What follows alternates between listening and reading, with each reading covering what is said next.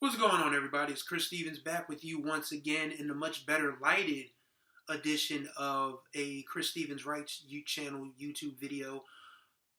I recorded this is being recorded on a Sunday morning. I actually recorded a earlier version Saturday afternoon, but didn't like how it was going. I didn't like how it dragged on. And I know the point of a lot of YouTube videos is to get to the point. So I am going to try my best to keep this under 10 minutes because it's basically an intro video.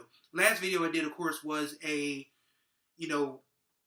writer's release thoughts about In Focus, which is my latest romance novella. But yeah, this is just going to be an intro of how I became a writer and how it became my life's work and my life's passion. So not going to waste too much time because honestly, a lot of these stories are going to be in the journalism memoir that I'm writing that I probably will put out in March of 2021.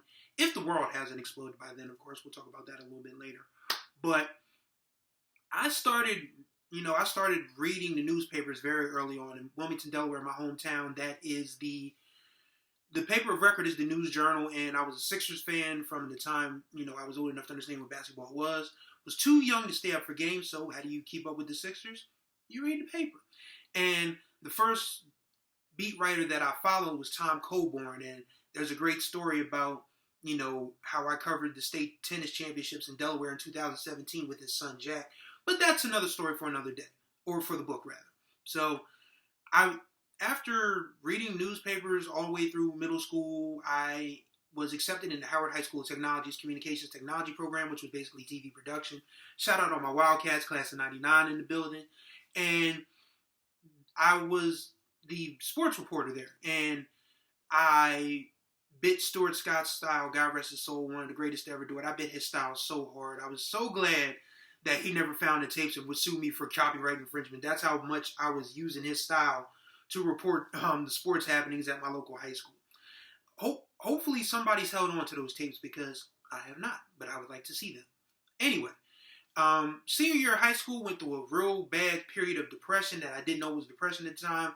Was dealing with unrequited love, failed geometry, couldn't walk with my class. I had to get my high school diploma in summer school, and that is when, things started to, just kind of like fall off a cliff for me. But I enrolled at Delaware Tech just to keep my family off my back, because they were all wondering, why is the smart kid not doing anything with his life, even though I might be book smart. I was dealing with, emotional and depressive issues. We'll talk more about that in another video.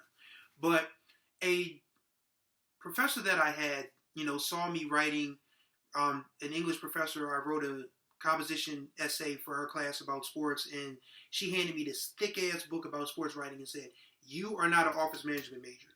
You are a sports writer." That changed the trajectory of my entire life.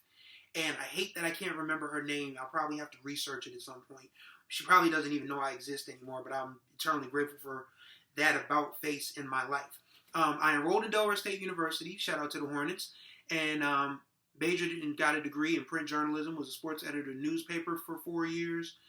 Graduated in 2007, and then I started my professional journalism career. Well, I always count my Hornet experience as my professional experience. This thing kind of goes out on me from time to time. If you see my hand go up, you know what that means. So I've been a sports writer on and off for 18 going on 19 years. And that has been, my professional experience as a journalist. And I'm still doing journalism as I run First Aid Hoops Report, which is my baby. That is my my gift to, the field of journalism. Even though I probably wouldn't consider it as such. But that's what I do, man. I cover high school basketball for the love. Hopefully, eventually, at some point, I can find some, what's the word I'm looking for here? Advertising dollars. Yeah, those things. Those are very important. And, make some money off of it. Right now, I have a job. As much as that job annoys me, it pays the bills and keeps me stable. So that allows me time to chase my passions. Which, of course, is, putting together a very nice, news site, even though it's just covering basketball right now. Could expand to other things. I'm not going to just limit it to, sports journalism at this point, because at this point, we need more off the beaten path outlets for news that are dedicated to telling the truth. Which reminds me, shout out to HBCU Game Day. I'm wearing this shirt because I am so missing black college sports right now. Like, you wouldn't believe it. But gotta do what we gotta do to stay safe from this coronavirus, man. That's really what it boils down to. And after that, after college, I started a journalism career officially in St. Mary's County, Maryland, working for St. Mary's County Times from 2007, 2011. That experience in itself is probably the thing that spurred me on to write the book, because that experience was not great for me, living in a place where you're the only black-eyed pea in a bowl of rice in most cases. Your boss hates your guts, because of this. And it frustrated me to the point where when I got fired, and we'll talk about that in the book as well, that you don't give a damn anymore. And I eventually got hired at a chain here in Delaware, Gatehouse Media, and I only did that for a year because that was frustrating me, so I ended up quitting that. So my journalism experience has not been the best, and getting to the fictional part of it, writing novels and stuff, that happened when I got, my contract wasn't renewed when I was a public information officer at Delaware Tech. Once again, Delaware Tech changing my life in an indirect way. And I had these characters in my head that had just been dying to get out. Like, they were saying to me, like, you got to write about us at some point. You just can't just keep letting us sit up here. And they were like, you ain't got no job. You ain't got shit to do. So that started me writing my first book, I'm Feeling That, which is a collection of short stories. I did that in about 20 days. It didn't take me very long at all. And ever since then, I've been doing a whole lot of self-publishing. And damn, we're only about 6.5, 7 minutes in, so we got a couple minutes. If it goes 10 minutes, that's fine. But just in general, I got back into creative writing because I was always the kid that did well in those creative writing essays in my English class in school anyway. So that is how my fictional career started as an independent novelist, an independent writer. And I've been fortunate enough, thanks to Twitter, to meet, other indie writers and venture off into romance, which is what my last 3 books have been. And that happened because I found out about the Right Stuff chat from Tamara Wood. She runs that chat. I met Eliza David, D.L. White, and then through that, I met Tasha L. Harrison, Nicole Falls, Chintzia Higgins, Honesty Price, and they have all embraced me in so many ways, as being an independent novelist. And these are all black women. And when black women invest in you, you should probably do your best to not step on that. And I know at this time it is very difficult for black women to put their trust in black men because we've shown to be about. Matter of fact, if you're a person that hates the saying men are trash and don't want to take accountability for your actions as a black man, you might want to turn this video off. I'll give you, a couple seconds. Okay, we're back. So, being embraced by that group of writers and being able to read their stuff and see how amazing they are has only made my writing on a creative standpoint that much better. So, that is where my, fictional career starts. So, I've been doing this pretty much for 20 years, just about. And in different forms. And it's my life's work. It's my life's passion. It's always what I've envisioned myself doing once I got over the depressive episode that pretty much almost took me out of here when I was 17, 18 years old. So I'll be 39 on Friday, and I'll probably be doing a birthday video the weekend after my birthday. So look forward to that. And if you wanted to know who my influences are, I'll name them off very quick. In the journalism sphere, there's the late, great Ralph Wiley. There's Dwayne Wickham, who taught me at Delaware State for a while. There's Stephen A. Smith, who was actually a really good writer at one point in time. Still probably is, but he just doesn't have to do it anymore because he's on TV all the time. There's Wamani Jones. There's Justin Tinsley.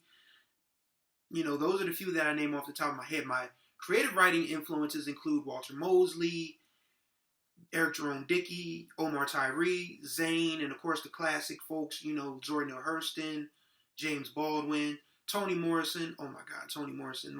I cried like a baby when she died. And I went to the Bryn Mawr Theater in Pennsylvania, which is just across the state. Well, not just across the state line. It's a distance across the state line. But I drove up there anyway to see the pieces that I am in theaters. And I don't regret that for a second. In fact, I have it on DVR. I'll probably end up watching it at some point when I need some more motivation because Toni Morrison was just it for me and a lot of other writers. So, and those are the ones that pretty much influenced me. to, pursue this passion way more than just, okay, I want to write. How do I write? How do I take bits and pieces from what these folks are doing and make myself a better writer? And people will read my stuff. So that is my introductory video. As you can see, it's much better lighted. I've got, there's still a slight, glare, little sheen from this window, but I just moved around a little bit. I still got to clean up this back room because I really want it to be like a creative studio for me. And it'll give me a space where I can write, record, and do all kinds of other stuff that I like to do in the creative sphere. So that's it for this video. You'll be again, this has been recorded on Sunday. You'll see this on Monday morning because I'm probably gonna fix it. Well, no, I'm not gonna fix it up. I'm gonna leave it as is. And I've been editing video all year long. If I want to edit a YouTube video, then I really probably need to, find somebody to do it for me. You know what I'm saying? So, it's a rough time right now, for all of us, which is probably, the crux of this video. We're stuck in the house. COVID is still going. We just lost Ruth Bader Ginsburg. Rest in peace to her. It's tough right now, but if I leave you with anything from this video, just do what you can do and control what you can control. Everything else just, happens for, I'm not going to say everything happens for a reason because God always hated it. Always hated that saying. Always hated that saying. But at this point, you got to do what you got to do for yourself. Be the best person you can be. Love those around you. And just control what you can control. Once you do that, life becomes a whole lot better to deal with. And you find the bandwidth to get everything out and do what you need to do. And, take action when you need to take action. So that's going to do it for this video. Once again, my birthday is Friday. I will probably do a video that Sunday because there's some things that I definitely want to get into off the writing path about another year on the calendar. And greatly appreciate you guys for watching. As always, till next time, stay safe, stay healthy, stay up.